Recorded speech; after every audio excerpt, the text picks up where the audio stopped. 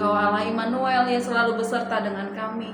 Terima kasih Tuhan, saat ini kami belajar daripada firman-Mu. Tuhan tolong kami, kami boleh memperoleh rema yang baru untuk kami boleh lakukan di dalam hidup kami Tuhan. Terima kasih Tuhan Yesus. Di dalam nama Yesus kami berdoa dan mengucap syukur. Haleluya. Amin.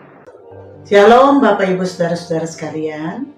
Kita berjumpa kembali hari ini, hari Senin, tanggal 15 Desember 2025 di dalam renungan harian intim dengan Allah.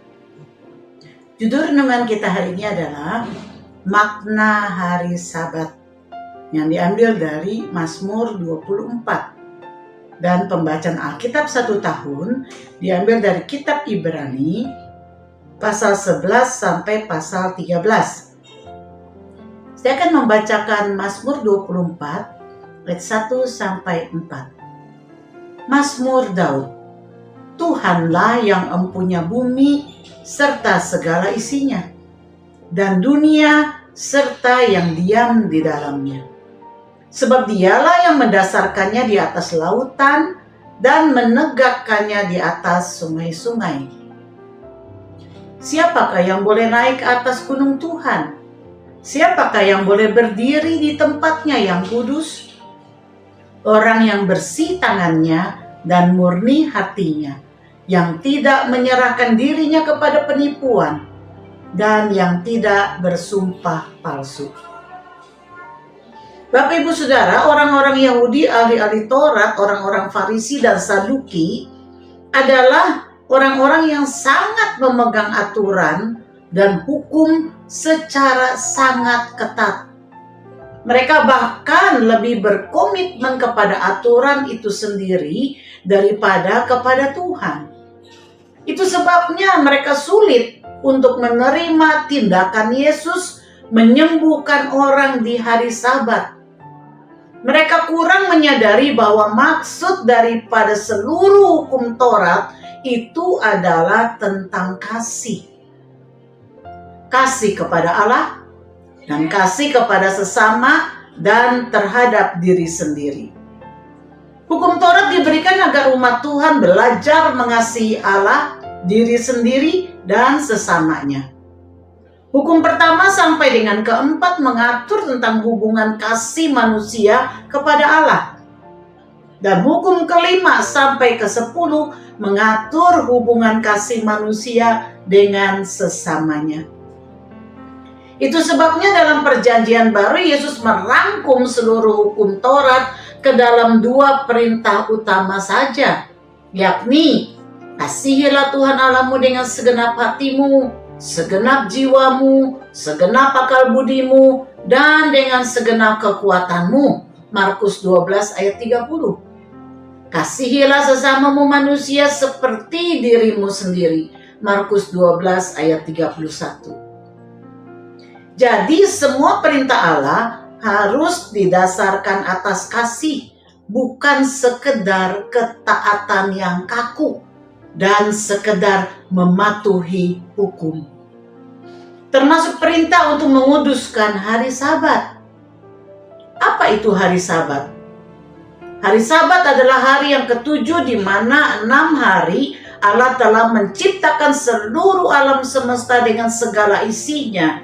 Setelah Ia menciptakan manusia yang sempurna sesuai dengan rencana Allah, yakni diciptakan menurut rupa dan gambar Allah, maka Allah melihat bahwa semua ciptaannya itu baik dan sangat baik.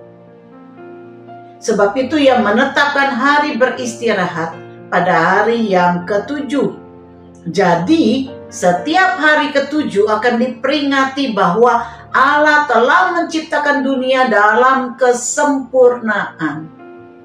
Allah menaruh perintah keempat ini dalam hukum Taurat dengan maksud supaya kita yang pertama mengingat bahwa Dialah Allah sang pencipta segala sesuatu. Keluaran 31 ayat 17 menuliskan, antara aku dan orang Israel, maka inilah suatu peringatan untuk selama-lamanya. Sebab 6 hari lamanya Tuhan menjadikan langit dan bumi, dan pada hari yang ketujuh ia berhenti bekerja untuk beristirahat. Jadi Sabat adalah sebuah peringatan bahwa Allah telah menciptakan langit dan bumi selama 6 hari, dan hari ketujuh adalah hari perhentiannya. Kita harus selalu mengingat bahwa Dialah Sang Pencipta itu. Wahyu 4 ayat 10-11 mengatakan, "Ya Tuhan dan Allah kami, Engkau layak menerima puji-pujian dan hormat dan kuasa, sebab Engkau telah menciptakan segala sesuatu, dan oleh karena kehendak-Mu semuanya itu ada dan diciptakan." Sebagai pencipta dari segala sesuatu termasuk manusia, maka Dia sangat berhak menerima segala hormat, pujian, dan sembah kita. Yang kedua, supaya kita mengetahui bahwa Allah mengerti kebutuhan manusia yang paling dalam adalah bukan dalam pekerjaan atau materi yang dikerjakan, tetapi dalam hubungan dengan penciptanya.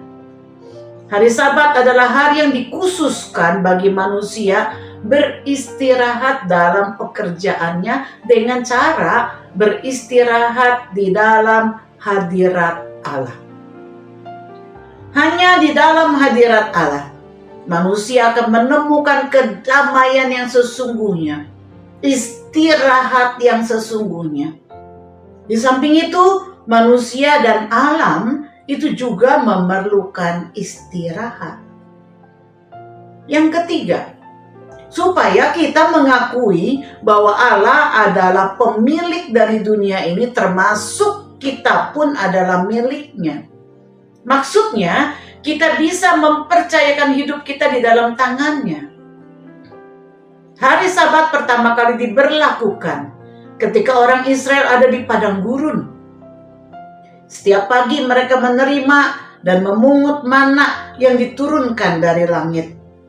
Itu mereka lakukan setiap hari, kecuali di hari Sabat. Tetapi bukan berarti mereka tidak menerima makanan di hari Sabat. Sebab Tuhan telah menyediakan mana 2 kali lipat bagi mereka di hari sebelumnya. Ini menunjukkan bahwa Allah adalah penyedia, Jehovah Jireh, bagi umatnya. Apa perenungan kita hari ini, saudara? Perintah Allah adalah untuk beristirahat, memaksa kita untuk mengakui bahwa Allah tidak hanya dalam kendali sempurna atas dunianya, tetapi juga atas dunia kita, atas kekhawatiran kita. Istirahat adalah latihan dalam iman bahwa Dia memegang kendali penuh dan Dia memegangnya di dalam kasih atas kehidupan kita. Mari kita berdoa. Terima kasih Tuhan, Engkau tahu bahwa sebagai manusia kami pun perlu beristirahat. Bumi pun perlu beristirahat. Tanah pun perlu beristirahat. Sebab itu Engkau menyediakan hari Sabat bagi kami agar kami bisa bersekutu dengan Engkau. Kami bisa beristirahat di dalam Engkau. Karena hanya Engkaulah yang memberikan kami ketenangan, kedamaian, istirahat yang sesungguhnya. Terima kasih, ajar kami bijak di dalam kami menggunakan hari-hari kami sedemikian.